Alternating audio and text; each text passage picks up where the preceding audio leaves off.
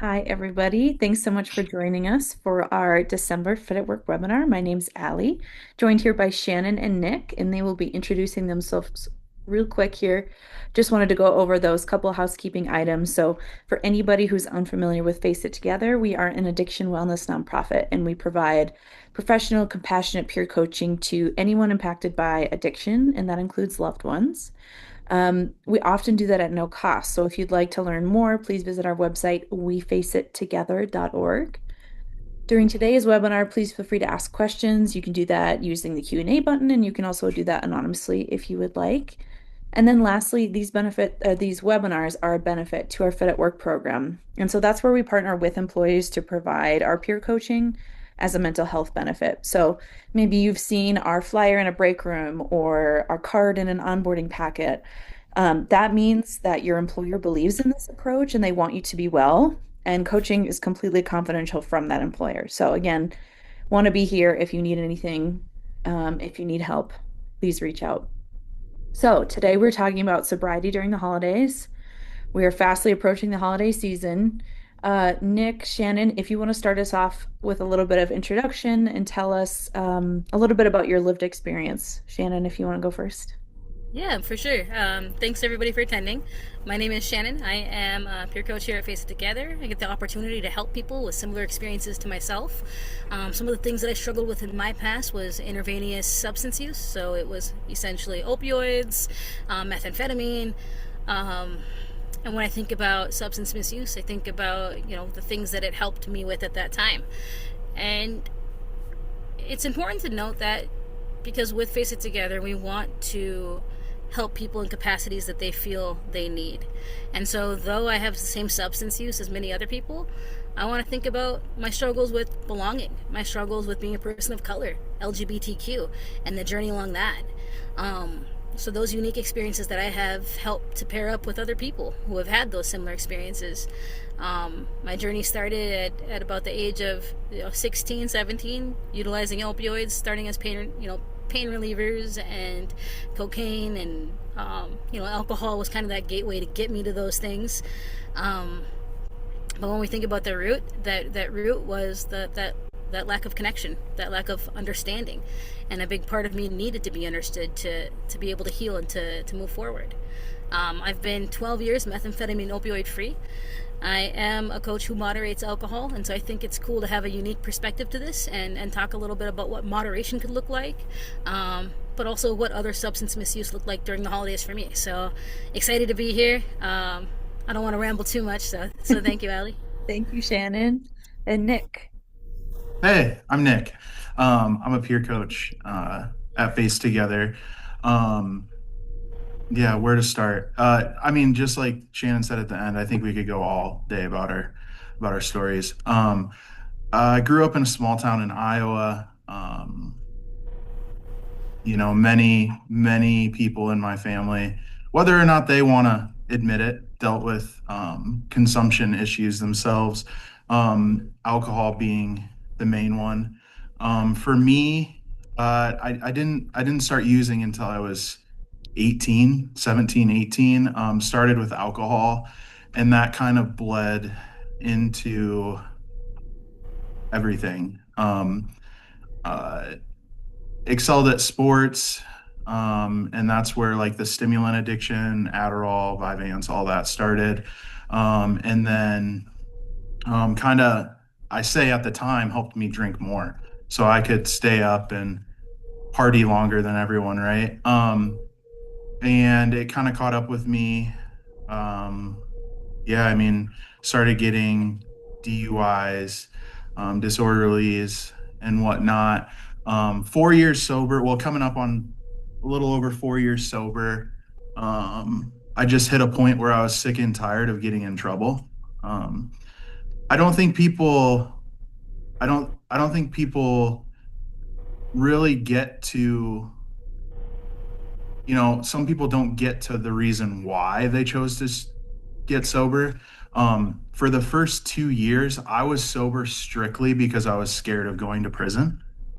Um, I was scared of losing everything, right? I don't know if I really wanted to be sober. About 2 years into it, my life started to kind of come back together like a Tetris game, and I'm like, oh man, like I'm seeing changes. And I think um, that's when it truly changes, change to life is a lot better when it's sober or when I'm sober. And it took me a while to get to that point. Um, yeah, so now I'm coaching and back to it. I was gone for a while. I'm loving it. And yeah, I think Shannon killed it with her intro. Well, thanks. But Yeah. yeah, And we were chatting before we hit record too, and we were, yeah, there's so much we can talk about today, and you both kind of alluded to the, right, sometimes addiction, the alcohol, the meth, whatever, is a problem, but maybe it's not the problem, right? There's something deeper. And so I think that's going to kind of keep coming up today and will be something we can explore. But I thought we could start a little bit by setting the stage, maybe, and go back to those early sobriety days. Or, if you want to reflect on how that's changed as sobriety has gone on, but kind of what were the challenges both of you were facing during the holidays, and how you kind of navigated them. Nick, do you want to start us off with this one? yeah. I think for me, one of the pillars of my anxiety with getting sober was family. Mm. So probably up until 2 years ago, never liked the holidays. It was just anxiety for me. Um, and so I think a lot of that was guilt and shame. Um, Knowing that I was doing something wrong and I was going into an environment where everyone I thought could tell. And so walking into that house or wherever we were, I just felt like I was being judged. Um, Judged for not drinking? no, no, no, judged for, oh gosh, here we come. All Oh. he's thinking about is drinking. Mm. Like, should we set up these boundaries? Should we make sure no one's drinking?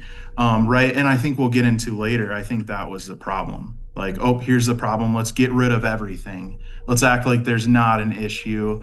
Let's this holiday is about keeping Nick sober. Mm. That's how I was taking it.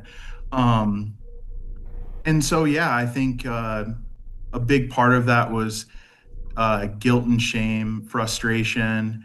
I think there's a lot of people in our lives and family where once you get a little farther into your journey, you can start to think, why am I the only one making changes?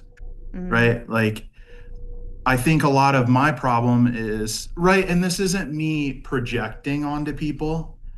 It's me being completely honest. I think a lot of my problems might have been exacerbated, I don't even know the word, accelerated by choices that other people were making and things that they were judging me for, right?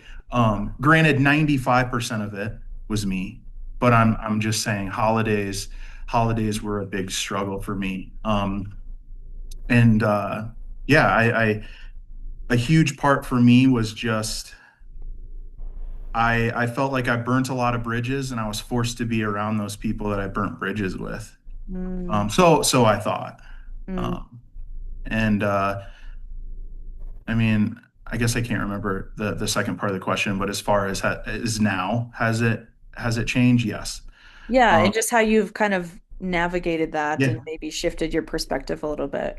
yeah. I specifically remember it was Easter. I was driving Sioux Falls to Mason City, like 3.5 hours. So nervous.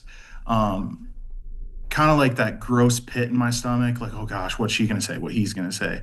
I'm so scared I'm gonna sit there and sweat at the table, right?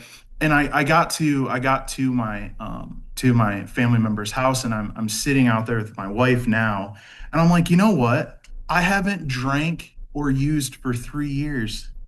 Like, I'm not that person anymore. Walked in the door and kind of I'm a social butterfly. I don't stop talking. And I really didn't. Um, and I think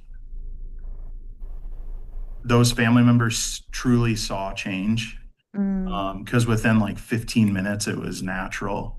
Um, but yeah, those first few holidays, oh, geez, I'm old. probably the first 10, 12, where I was using were really hard. I think um, a lot of that had to do with ego. Hmm. A lot of that had to do with my self confidence, my self esteem.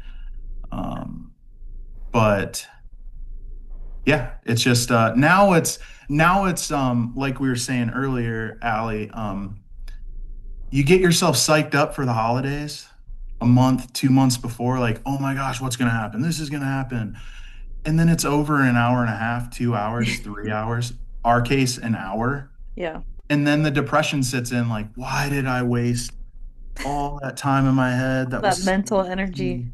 Yeah. Yeah. And so now I try to avoid that. Like, um, if I'm gonna get myself psyched up, it's like, I wonder how this guy's doing, like, Mm. um, I know they're gonna ask me about my job, like, truly, how is my job? Like, how's my relationship, right? And I guess, yeah, it's just changes. It's for the better.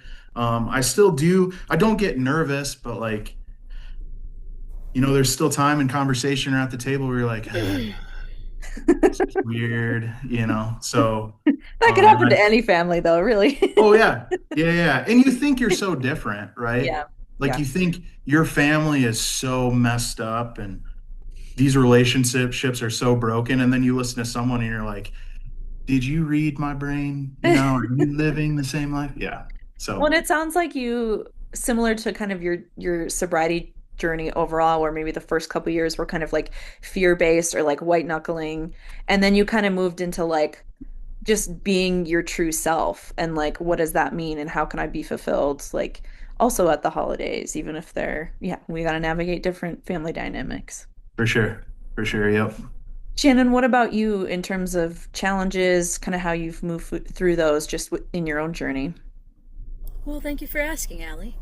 Um, so Literally I what I'm do here want for. to I do want to share a funny because I was speaking with my daughter, and for those who know the majority of my recovery story, I am well today because I got pregnant, and when my daughter, we were asking each other what our favorite holidays are. And so ours is the same. It's Halloween, and that's very much so because Halloween's awesome. But my other favorite holiday is Labor Day. And she made fun of me because she said, whose favorite holiday is Labor Day? And, and I have my reasons, okay? So I love camping. I love the outdoors. I love food and the weather that comes with it. It's beautiful. And Independence Day is becoming a quick second or a close second. But point being is, I think about the holidays, and for my journey, it was reinventing them. Mm-hmm. It was instilling things that are important to me, making new traditions for myself that are important to me, and being able to be okay being alone if that was what was necessary. Mm-hmm. My position may be unique to Nick's, but not unique to many people who are in recovery, and maybe people who have struggled with some of those harder substances. Holidays used to be a reason for me to use. I would sit down in the basement and use, whether it was shooting up opioids to escape and to numb out, to not have that feeling of lost or as if I was defected, right? And now it's become a reason for me to make it fun, a reason for me to create these memories and that beautiful shift, right? That finding that light in what used to be the dark for me. Um, starting early, starting Shannon's early coming to on, us live from the road, so that was our car chiming in. starting early on in my recovery, going from that ultimate shift of using in the holidays and then being okay being alone, a big part of what helped me with my set of challenges was finding safe people. Mm-hmm. My family, I will never hold any grudges. I love them all very much so. They're not the right people for me in my journey at times.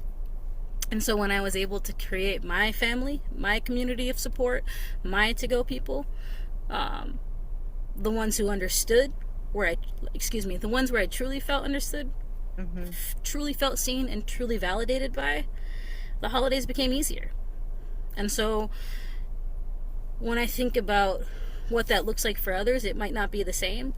But ultimately, how do you rediscover yourself and become so comfortable with your identity and with who you are in your recovery and reinventing that sense of self to including yourself and being embraced by people who don't judge you, who don't hold a bias. And that can be hard when you have a family who maybe don't quite get it, right?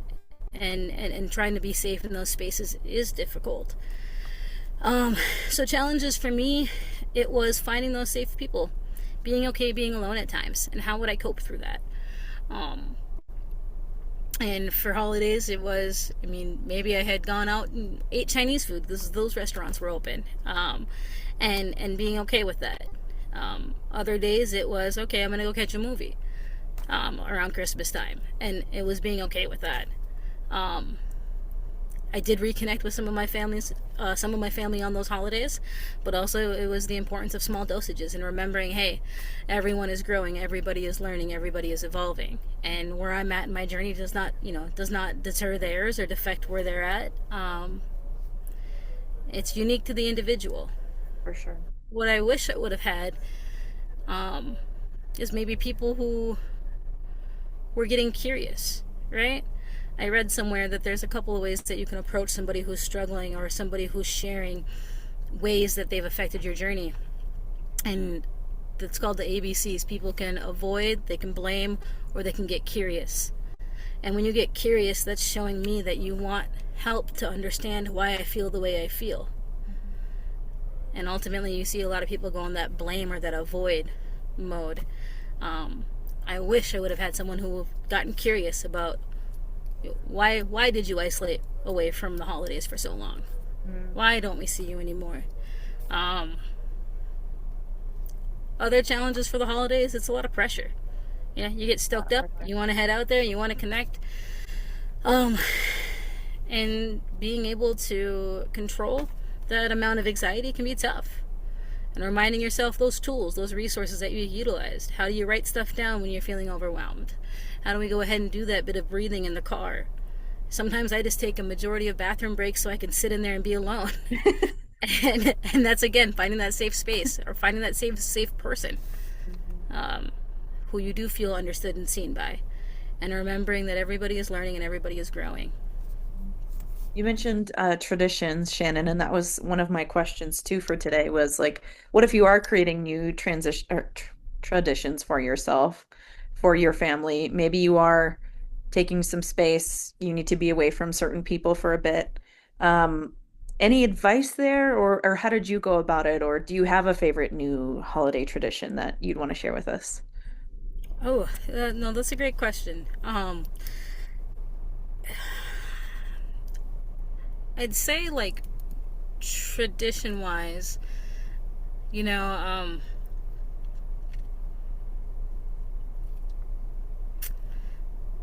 hmm, I couldn't say I have anything new or exciting. What I do think about how we've kind of gone about creating it. So my holidays look a lot different than others, and so if I think about traditions, um, this is a tough question, Ellie. Um, Nick, do you want to go ahead and go on Yeah, this yeah. one, and then I No, no, can no. pick So up? yeah, I yeah. appreciate you. So I, I'm in the same boat, but I think I have a okay answer here. There is no tradition like for my family. As far as tradition, like we're together on the holiday. That's the tradition, right? Yeah. So like when I hear this question in my mind, it's like, is there games we can play? Like, is there things that we can do as a family of sobriety? And like it doesn't work with me. So like if my family were to be like, today we're gonna do some type of pong game, but instead of when you make it in the cup, I'd be like, okay, this is weird. I don't want to start this street. So like for me, it's simple as far as tradition. It's like I know going into this holiday that I'm just here to see my family. Yeah. Like, um, with my wife's family, it's maybe we just like the new tradition is we all watch football, right?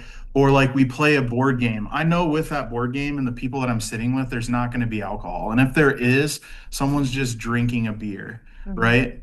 Or if I'm with, I mean, just hypothetically, someone might be on some type of substance, right? But like, um, I don't know, it's not like avoidant, but as far as tradition, the only true tradition that my family really has or had is being together. I mean, when my grandma used to hold holidays, we would play bingo.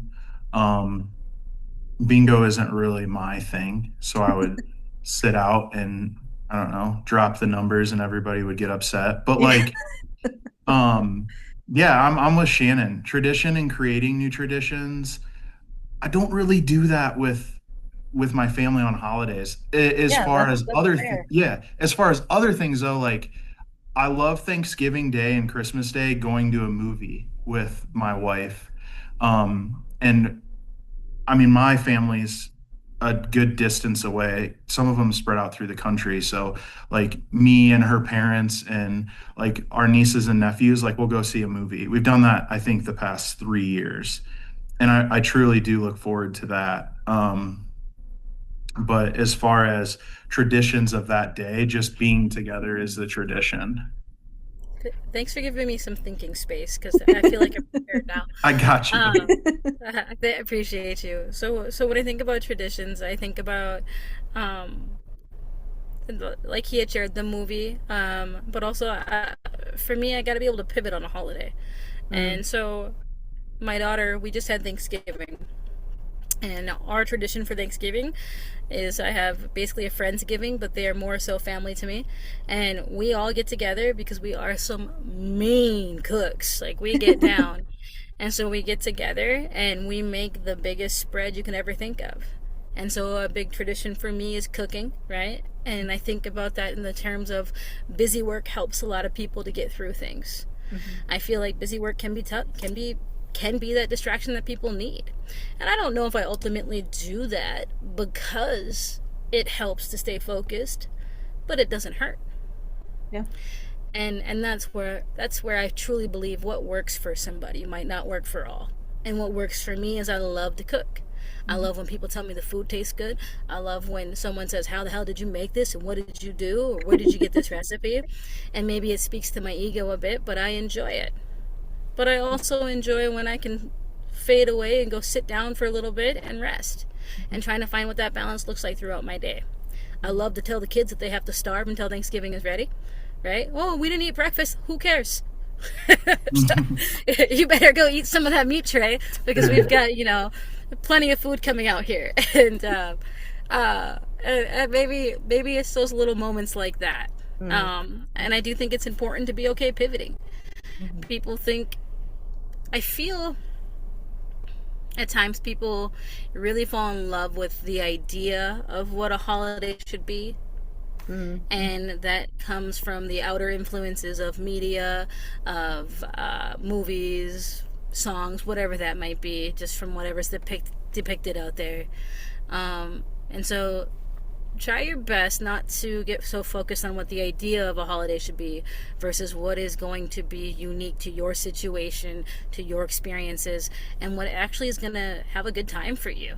I love to cook. I love to hang out with my people. I love to take a nap after, and I want to be comfortable when I'm taking that nap. mhm. Um, and when I think about the holidays, if they're if connecting with some of your family is more hurtful than helpful, it's okay to maintain that distance and find that boundary that's comfortable for you. And I think with that, like Shannon brought up an awesome point, which gave me some thinking space, is like the Friendsgiving. So we had our first Friendsgiving this year. And they're the Friendsgiving, a lot of them are local, so newer friends within the past, I mean, 2 to 3 years, right? And that was during my sobriety. I mean, I was sober, right? And so what helped me with the Friendsgiving and that can bleed into a Christmas with friends, is I didn't have that anxiety of the substance use. Mm, There were people that were drinking, right? But I think that relieved the anxiety, mm, um, which might seem odd, but to people that understand addiction, knowing that other people can live their life without me being, oh, I need to protect this person, mm, mhm. it really helped me. I didn't think about the alcohol once, um, or substance. I was just like, thank God, like everyone's having fun. Um, Yeah, and it wasn't an issue. It wasn't a loaded, history of feelings and exactly. relationships, and no one had to tiptoe, and And yeah, I that think makes perfect sense. culturally, that's why Friendsgivings and get-togethers, like Shannon said, with like your family, Hmm. that's why it's shifting, because I feel like this conversation is a struggle for a lot of people. And, you know, addiction is just blurred. It's not just about substance, right? Like if you think about mental health as a substance, all of us struggle. Holidays are horrendous for many of people. It's not just someone that loves a bottle or loves injecting or loves taking pills. I think culturally within the past 15, 20 years, like when I was little, I'd never heard of a Friendsgiving. And now it's like getting a text message, hey, want to come over?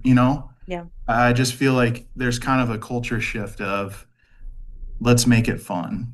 And I think that's good. I think that's really good. So, yeah. yeah. I feel like you're spot on with the culture shift of being able to encompass more so people who feel like family than encompassing people who are blood related. Yeah. And there's a big difference. And I think that people are understanding that I want to be around people who contribute to my well being.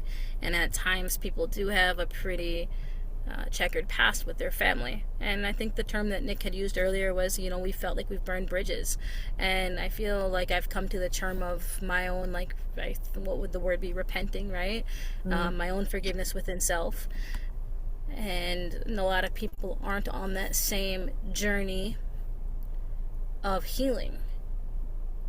I feel recovery is a place of healing for everybody. Um, and anybody who is a person, regardless of what they've been through in life, can all benefit from a bit of healing. When we enter a space where we're going to only be depicted as that person who struggled with substances and viewed as the problem, we're going to feel like the problem. But mm. if people can look in the mirror at themselves and think about how they can heal as well to help to understand their part in it, to Mm. help to understand that whether it's the part of maybe it was a toxic past with the family, or maybe the receiving the person who struggles with addiction, and approaching that in a flawed light. I think people assume what to do to help somebody rather than asking, how can I support you? And it's not fair to assume that you could fix everything for somebody. It is helpful to know, hey, how can I support you a bit differently this holiday?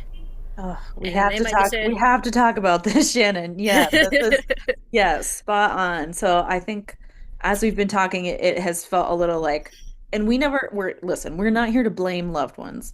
Loved Mhm. ones have a really hard time too. There's not a lot of good advice out there. They don't have many resources. So if you're a loved one watching this, like we're team loved one for sure. Mhm. But it sounds like maybe a loved one who just assumes that we need to keep alcohol out of the house. It needs to be a completely sober holiday could backfire. Some people may appreciate that, but others may not. So I'd love to just talk a little bit more about that and what that could look like. Well, like Shannon said, that's why it's important to ask questions. Mhm. And I don't think it's everyone sits at a table or has a group meeting before. Yeah. That's not what I'm saying. Like, it's important to ask if someone is comfortable with it. And like if you are a family member and you love the person and you know them, if you're a passive person, right? Like someone asked me, Nick, are you okay with people having booze at your house? If I say, think of it, yeah, yeah, you know, I would ask a little deeper. If I'm like, yeah, please, like do whatever you want. Like, I think it's important, and maybe that doesn't make sense, but I think it's important to ask questions or maybe like test it, right? Like, read the room. Mm, Um, yeah, I just um I think we focus like this kind of there's a theme. We focus too hard on what we think the problem is, mm, right? And I feel like a lot of family members um don't really know what the problem is. The problem could be them. And like what Shannon said is I think once you get a little bit into your sobriety, you have burnt bridges, right? I feel like everyone does. One,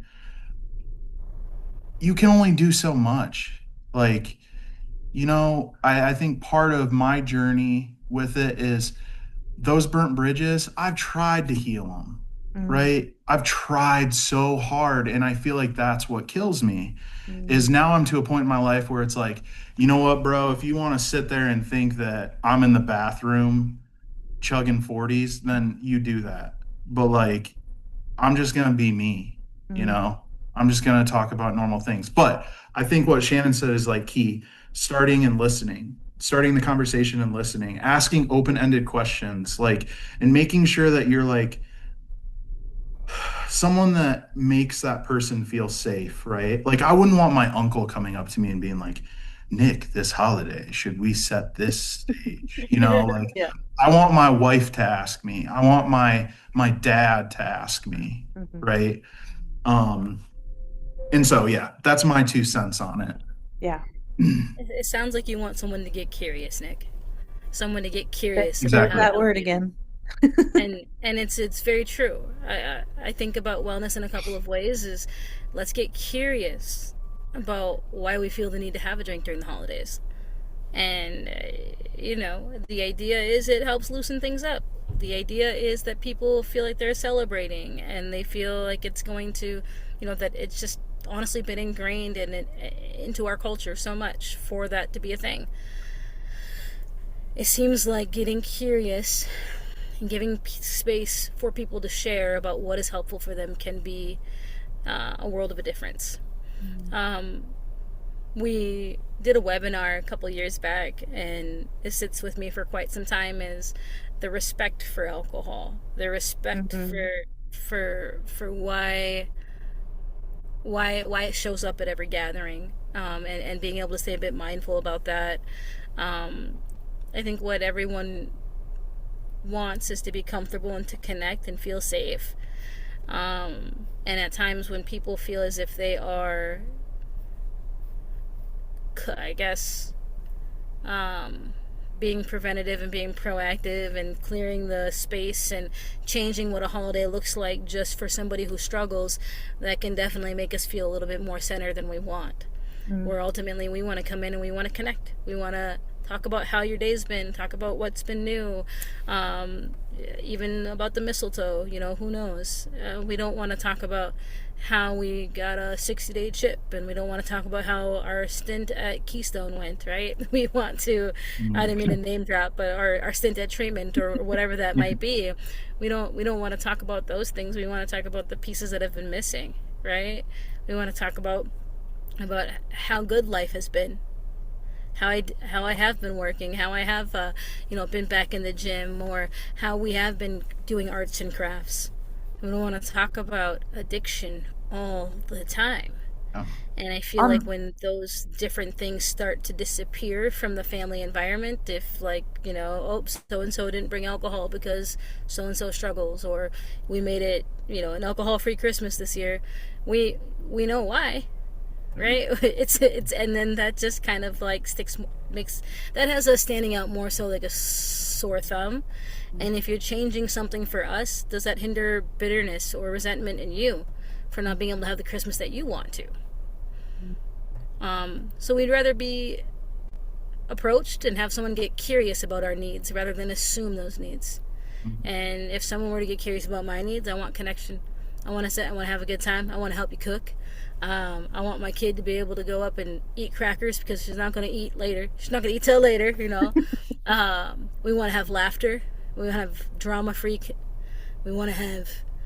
Um, I like the board games that Nick said. I love a good board game. I got my friends playing dominoes and with spades and whatever that might be. Get curious. Get curious about what's helpful instead of assuming. Mm. On the other side of what you were saying, Shannon, about we don't want to always talk about addiction. And us three are probably in a unique position where a lot of times we are talking about addiction and it really fills our cup. But on the flip side of that, it's like there I have heard stories too of maybe it's a mom whose son has struggled and everybody else at work gets to talk about their kids and how proud they are. But no one asks this mom about her son because they don't feel comfortable. They don't know how to talk about it. And so then not asking like was even more hurtful too. So it just goes back to the curiosity thing. Like I would also say don't be afraid of those, having those conversations and like celebrating those wins as a family too. Absolutely. Exactly. I feel like I feel like when people are afraid to have conversations, hard conversations, it's the knowing of howing to have those conversations. Getting curious, utilizing those open ended questions, affirming reflections and summaries, and we can always learn a little bit about how to have those better communication skills. And I think too, like obviously we're in a unique position, but and it goes with Shannon, like being curious. I mean, we could go on all day about how it's a choice, right? But I'll say just because I'm walking on eggshells here, like if you're looking at addiction as a medical or behavioral condition, understanding like cravings, withdrawal, and those thoughts of someone that are actually actively struggling, that's crucial. Mm, That's crucial because sometimes if you understand addiction, right? Like I said, we're in a unique spot. I'm telling you, if I had a family member that was struggling with addiction, I I don't necessarily think I would ask questions mm, because um in my position, I understand how cravings withdrawal and like the behavioral condition it works. Um and hopefully I'm kind of drawing an okay picture here, but it goes back again to addiction does not need to be put in a microscope mm, because that sometimes that makes it worse. So I think if you're a family member, whether it's mother, father, uncle, cousin, whatever, if you can have a conversation and get curious and understand that person that's struggling, their cravings, maybe they're withdrawing, understanding some of like the surface level issues, by the time that family gets together, there isn't an elephant in the room, right? Like if I'm sitting there, I'm telling you, if I'm sitting in a room and I am dead silent, I'm probably struggling with something or I have a weird thought going on, right? And one person and two people in my life, my wife and my mom, know that, right? So mm, like if I'm at my parents' house and I'm sitting in the corner dead quiet just staring at people, my mom will come over and be like, I don't want to sound too cheesy, but I'll skip that one. But she'll be like, "Hey, how's your pets?" Right? And I can tell right away, being like an intellectual and in this field, I'm like, she's distracting me, right? But like I totally love that. That's why my mom is a safe place. That's why my wife, that's why I set up those safeguards. mm.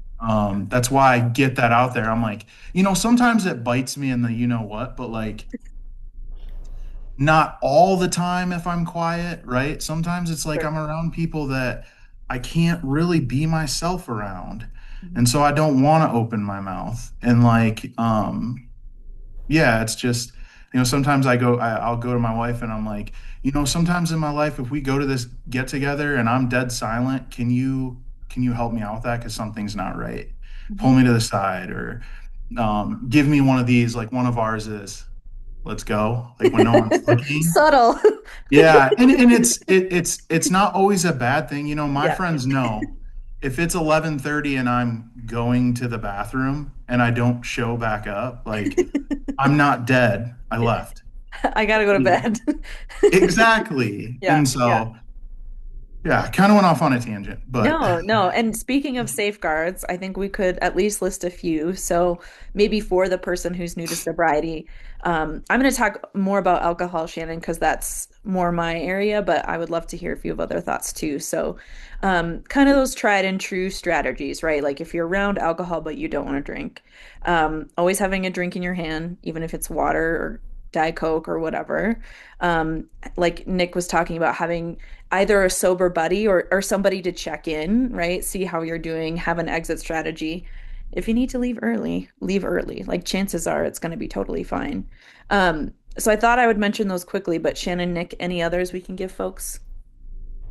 I would just want to say one thing. Yeah. If somebody is choosing not to drink, don't ask them. Like, yeah. don't ask them why. Yeah. Stop saying, "Why are you not drinking?" Can we stop that? Can we normalize that it's okay to be Yeah. okay with your water? Can we normalize that people ultimately stop drinking for other reasons that aren't addiction? Can Mm, we normalize that it's that we don't have to ask? sure. Right? If someone says no, no is a complete sentence. No, period. Yeah. Complete sentence. And so if somebody is choosing not to indulge over the holidays, it does not have to be a conversation, and it does not have to be an interrogation. Just Yeah. let them be. That is my biggest thing. Why aren't you drinking? Well, because I chose not to. Yeah. Well, and I think No is with a that, complete like, sentence. Shannon, and I feel like you're gonna agree with, I know you enough, you're gonna agree with this is if you're in a situation where you say you're not drinking and that other person, why? Like any reason, if they question it, they're a problem. Mm, Like and that's to me, I feel like, I do have friends that jokingly will say something stupid and then it's never talked about again. They know, mm, right? But like if you have someone that's honestly like prying into why you're not drinking, like one, it's weird, but two, they're probably not supposed to be in your circle. I just yeah, I think it's odd when people pry. The other thing I think about, again, we're in a unique position, but me personally, and I know many, many, many, I mean, a majority of the people I know would never even ask, why are you not drinking? Like, I think, especially for me, I hold a lot of things in my head. Um, I think a lot, right? And I think people are gonna come up and ask me, why aren't you drinking? I drank for, I mean, almost 20 years, I guess, 15 years heavily. I don't know, when I was getting sober, I can't really pinpoint a time anybody asked me, mm, why are you not drinking? mhm. Like I don't think it really happens that much. Obviously, there's no statistics here. But I mean, if we actually sit and think about how many people have came up to us and asked why we are not drinking, it doesn't really happen much. And just like Shannon said, someone comes up to you and says, Nick, why are you not drinking? I mean, you can do the internet search. Number one, tell them that you're on a health journey. Yeah. Number two, like you can do that, but I Medication. I gotta be up early. exactly. Yeah, there's so many. Yeah. I But think like I Shannon gotta push said, back on you a little bit there. I feel like this comes up more than I mean, and this is somebody who moderates, right? Even as somebody who moderates, why aren't you having a drink? I just don't want you tonight. Oh, are yeah, you sure? And so, and I want to say that has to be because you have an amazing support system that already understands your goal. I mean, yeah, but a lot of that has to do with the justice system. I mean, I was in the newspapers a few times, like, and Okay. people knew, they Mm, knew, like, and that's the problem is, yeah, it's just alcohol and some pills, but the trouble I got in was well known. And so Okay. like maybe that's what's unique to my situation is I didn't really need to explain because many of those bridges that we're talking Mm, about Mm, affected a lot of people. yeah. mm, Like I know this is good for Nick. mm. Like so I ain't even gonna ask him. Thank God he's drinking that lime liquid death tonight, right? Yeah. And so yeah, like I said, like yeah, I mean, a majority of the people, yeah, I would say are supportive. I can't really think of many people that aren't supportive, which is unique, but I think that also is because I've weeded out the ones. Well, And I mean, they're still in my life, but like, you're not coming over to my Christmas, you know? yeah. Yeah. Man, we could just talk for hours because that made me think of a couple things. And are they still in my brain? Yes. Okay. Um, so that makes me think of like if we're talking addiction, if we're talking stigma, right? Um, Nick, you had some, some public situations that were pretty well known. Um, for people who don't have that, um, I think sometimes there's just more of that pushback. Well, you weren't that bad, or did you really need to stop drinking? Or did you really give it up? I think maybe that's p part of what Shannon might be saying. And I forget what else came to my mind, but we'll get Yeah. there. I kind of want to throw this out there. Even around my safest people, my biggest supporters, who I love dearly to me, and that they know that I moderate. When I've said, "Oh, I'm good," they've even had the want to say, "Oh, I'll have another," or "Hey, oh, you're done," and I'm like, "Yeah, I'm good," and that's when the question stops. Mm-hmm. And so, if you need to reestablish your boundaries, that is fine. Because the only person that you need to stay true to is yourself. Mm. Be so comfortable with who you are, so comfortable with what your personal goals are, to remember, why did I have the drink? If moderation is your goal, to remember what exactly it is that you need during that holiday, and what your limit is, what you will do, what you won't do. And so I hate to say that even our safest people might stumble up and not know what our limits or boundaries are. Yeah. And if you have that extraordinary, amazing group of support to where it's not even a question, you are a very fortunate individual. Um, but understanding that, something that a loved one shared with me, that their person with addiction shared with them, was, it's okay. It's your first time living too. Mhm. Everybody is still learning. Everybody is still growing. And so people might slip up and ask a question that's not appropriate, not necessary. Um, and it's going to test you to have to reinforce that boundary, to reinforce what your goals are, what your limits are, and what you want. Well, I think especially if we're talking alcohol, it is so ingrained. It's almost like a knee-jerk natural reflex. Like, are you sure? Do you want Mm-hmm. another? Like, we're taking shots. Do you want a shot? Like, it is just, it, it is, probably a harder habit to break for some people than Yeah. others. Well, too, like Shannon said, and you guys know this, like I can be a teddy bear, right? But like there's a switch, right? And I can think of, I mean, I can think of one scenario where I was questioned on it. And I mean, to me, questioned pretty hard about it, like multiple questions of why I'm not drinking. And the flip of assertiveness comes off. And you're like, look, I'm not drinking because I don't want to. Yeah. Yeah. Um, and questioned again. I mean, I remember exactly where I was, who it was.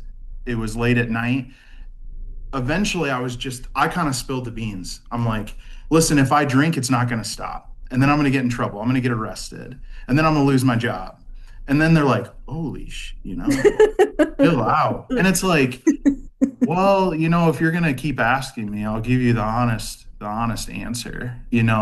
Um, but yeah, I agree with Shannon too. And I think sometimes being a little more assertive about it.